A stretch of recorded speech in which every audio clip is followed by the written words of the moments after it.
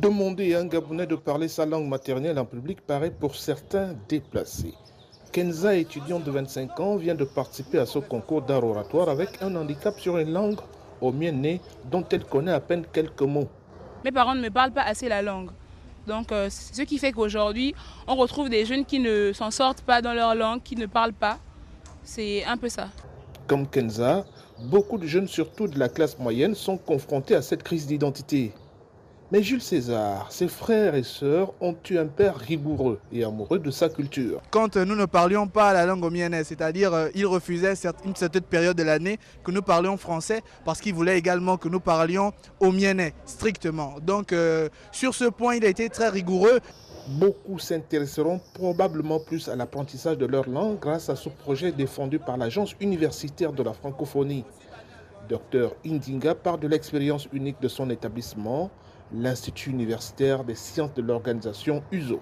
Nous avons fait l'expérience ici que chaque fois qu'on a offert des opportunités aux jeunes pour pouvoir s'exprimer par rapport à leur culture locale, eh bien, ils l'ont fait spontanément et ils l'ont très bien fait, par exemple dire des contes.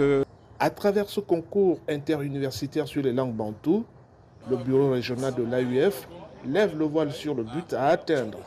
Dr Guy Rogendong, responsable de l'Agence universitaire de la francophonie au Gabon. Le but est de se dire, aujourd'hui, les langues locales sont en perte de vitesse.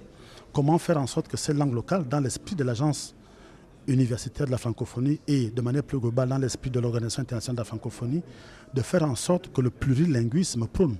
Donc, à côté de la langue française, que les autres langues puissent exister, puissent être portées par la main par la langue française. Donc, arrivés au Maroc, ils vont apprendre en français, mais cette fois-ci, par rapport à leur discipline scolaire. Sur les 30 vainqueurs du concours, 2 bénéficient des bourses scolaires marocaines pour y poursuivre leurs études.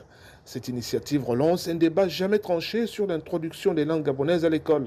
Juriste Bertin Madébé, directeur de recherche au Centre national de la recherche scientifique et technologique. Ce dont je suis certain, c'est qu'aujourd'hui, l'avancée technologique est tellement élevée que les solutions à l'apprentissage de langue locale sont multiples, ne serait-ce qu'à travers la manipulation des intelligences artificielles appliquées à la linguistique. Selon les spécialistes des sciences du langage, au Gabon, plusieurs langues sont parlées par moins de 500 à 100 locuteurs, tandis que d'autres ont désormais du mal à être pratiquées, ce qui représente un risque d'autant plus que leur disparition pourrait avoir des conséquences sur la transmission intergénérationnelle. Libreville, Ismaël Obionzé pour Média.